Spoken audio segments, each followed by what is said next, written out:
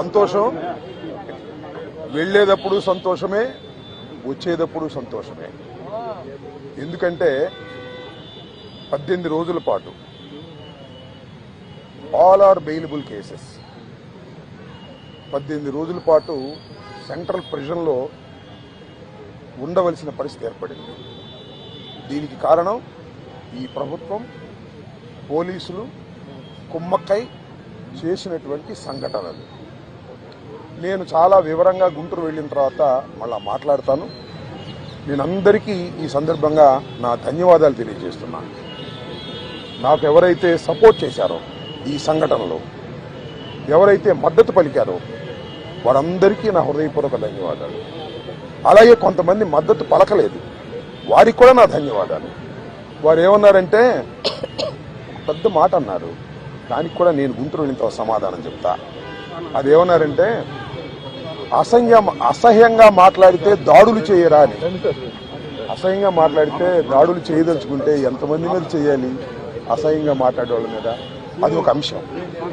వాళ్ళకు కూడా నేను రేపు నా సమాధానాన్ని తప్పనిసరిగా చెప్తా. 18 రోజులు నన్ను జైల్లో పెడితే నేను భయపడతాననుకున్నారేమో. భయపడే ప్రశ్న ఈ అంబటి రాంబాబుకు ఉద్భవించదని మనవి చేస్తున్నా. ఎందుకంటే ఈ చంద్రబాబు నాయుడు గారి ప్రభుత్వం వచ్చినప్పుడే జైల్లో ఉండటానికి సిద్ధపడ్డానని కూడా ఈ సందర్భంగా మనవి చేస్తున్నా. నన్ను హింసించాలని, నన్ను జైల్లో పెట్టాలని చంద్రబాబు, లోకేష్ ఎప్పటి నుంచో ప్రయత్నం చేస్తున్నారు. ఎక్కడో దొరికాను, లోపల పెట్టారు. చూద్దాం, టైం విల్ కమ్ అగైన్. పరిస్థితులు మళ్ళా మారతాయి. ఈ పాపానికి వారు పరిష్కారం చేయక తప్పదని కూడా ఈ సందర్భంగా నేను మనవి చేస్తున్నాను. రాజమండ్రి సెంట్రల్ ప్రిజన్ నాకు పట్టుదలను పెంచే ఒక శిక్షణా కేంద్రం అని కూడా ఈ సందర్భంగా నేను మనవి చేస్తున్నాను. మరింత పట్టుదలగా, మరింత కసిగా ఎన్ని కేసులు పెట్టినా,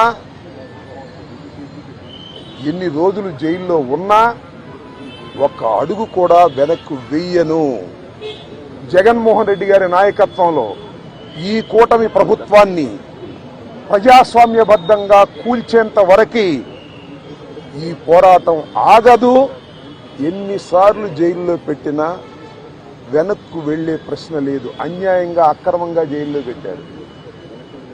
నా ఇల్లు దహనం చేయడానికి ప్రయత్నం చేశారు, నా కార్లు బగలగొట్టారు, నా ఆఫీస్ బగలగొట్టారు, నా పెళ్ళాం బిడ్డల్ని తరిమి కొట్టారు, నన్ను చంపడానికి ప్రయత్నం చేశారు, తీసుకొచ్చి జైల్లో పెట్టారు.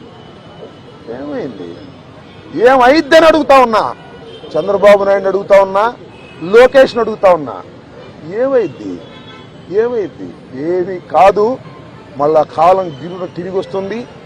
అన్నిటికీ సమాధానం ఇవాళ చాలామంది మిత్రులు మాట్లాడారు.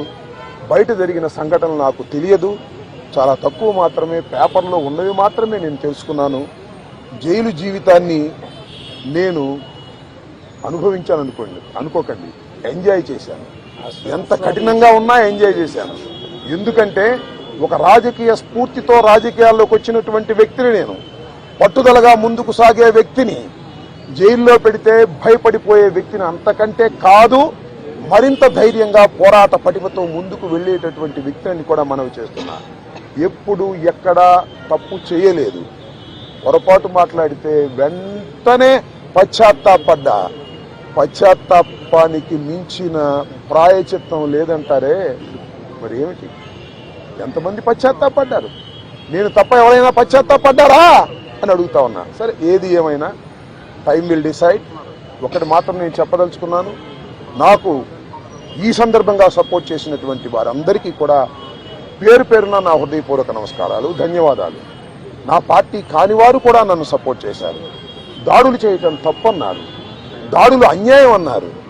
ఒకవేళ తప్పు మాట్లాడితే కేసు పెట్టి లోపల పెట్టాలి కదా, ఇంటి మీద దాడి ఏంటి అన్నారు. దాడి చేసిన వాళ్ళకు బెయిల్ వచ్చింది. దాడి చేయించుకున్న నాకు 18 రోజుల తర్వాత బెయిల్ వచ్చింది. ఏం చేయగలిగారు? ఏం చేస్తారు? దేనికైనా సిద్ధపడి రాజకీయాల్లో జగన్మోహన్ రెడ్డి వెంట నడుస్తున్నటువంటి వ్యక్తులం. ఆ రోజు రాజశేఖర రెడ్డి వెంట నడిచాం, ఇవాళ జగన్మోహన్ రెడ్డి గారి వెంట నడుస్తాం, తుదకంటూ నడుస్తాం. బొందిలో ప్రాణం ఉన్నంత వరకు జగన్ వెంట నడుస్తాం. ఏ విషయాన్నైనా, ఎన్ని కుట్రలనైనా, ఎన్ని కుతంత్రాలనైనా ఎదుర్కోవడానికి సిద్ధంగా ఉన్నామని కూడా ఈ సందర్భంగా మనవి చేస్తున్నాను. అందరికీ నా హృదయపూర్వకమైన ధన్యవాదాలు ఈ సందర్భంగా తెలియజేసుకుంటున్నాను. మళ్ళా రేపు వివరంగా గుంటూరులో ప్రతి విషయం గురించి కూడా నేను మాట్లాడతాను. ఇంకేమైనా అడిగితే అడగండి.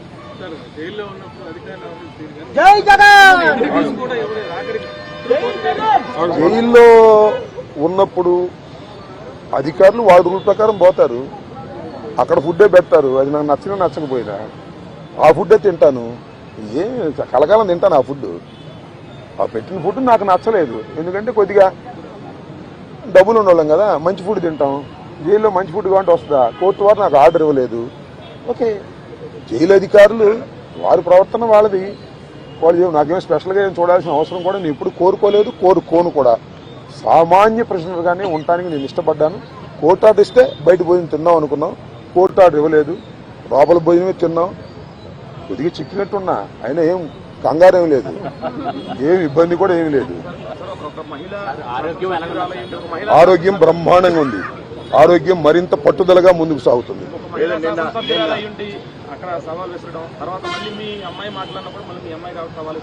సరే, ఇప్పుడు వాళ్ళ గురించి వాళ్ళని ఉపయోగం ఉంది.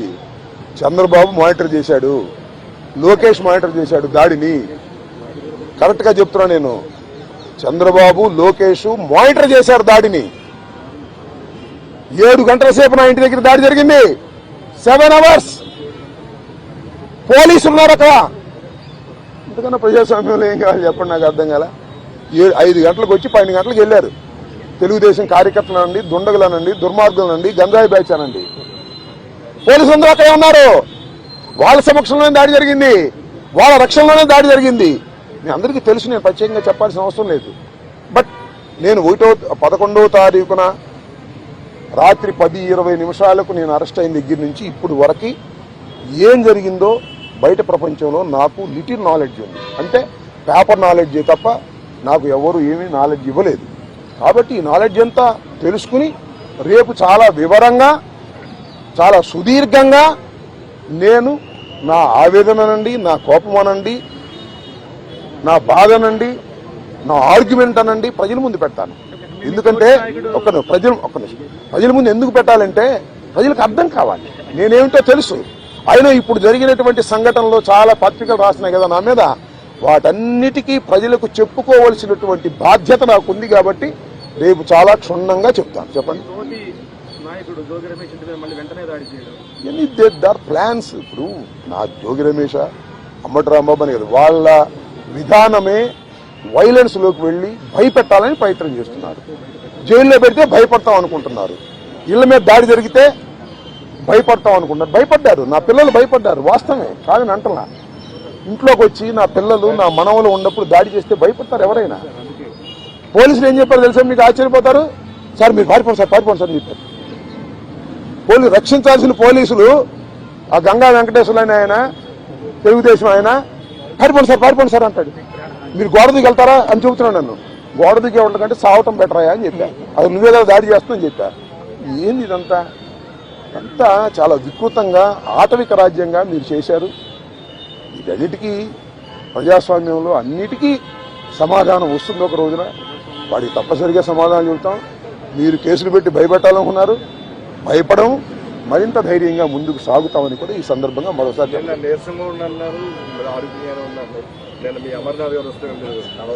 ఆయనకి అట్లా కనపడ్డానేమో. నేను నీరసంగా ఎప్పుడూ లేను, లోపల ఏది ఇబ్బంది పడలేదు. కాబట్టి బాత్రూమ్ దగ్గర జారి కొద్దిగా పడ్డాను, దాంతో నేను ఎవరి తప్పు లేదు. ఆ బాత్రూమ్లు అన్నీ ఉంటాయి కదా, మనం అలా ఉన్నాయంటే జైల్లో ఎలా ఉంటాయి అలాగే ఉన్నాయి. దాని గురించి పెద్ద ఏమైనా షవర్ ఉందా? లేదు కదా. So I don't care all these things.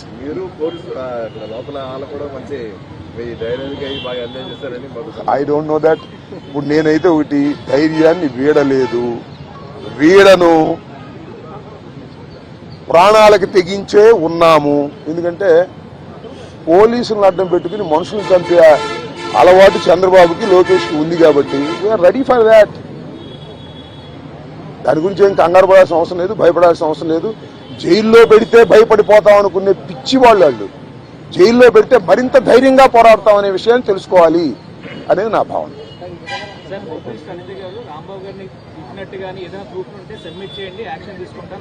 చూశారుగా మీరు, సోషల్ మీడియాలో చూడలేదా? నన్ను తిడతా ఒక ఆమె వీర విహారం చేసింది. వాళ్ళు కళ్ళుండి గుడ్డి వాళ్ళు పక్షపాతంగా వ్యవహరిస్తున్నారు. హోంమంత్రి చేతిలో ఉంది గారి గుడ్డి మైక్ తప్ప. ఆమె మైక్ హోంమంత్రి అంతా లోకేష్ చంద్రబాబు కదా మానిటర్ చేసేది. ఆమె ఏం చేస్తుంది పాపం, అనిత ఏం చేస్తుంది? తెలియజేసుకుంటున్నాను. మళ్ళా రేపు వివరంగా గుంటూరులో ప్రతి విషయం గురించి కూడా నేను మాట్లాడతాను. ఇంకో అడిగితే అడగండి.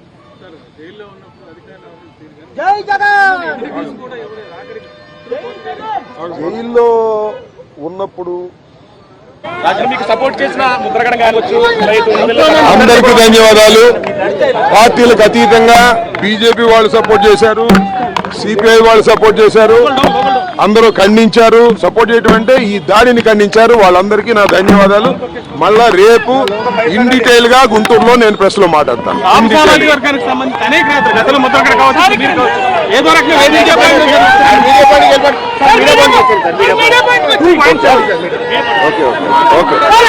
బయట భోజనం తిన్నాం అనుకున్నాం, కోర్టు ఆర్డర్ ఇవ్వలేదు.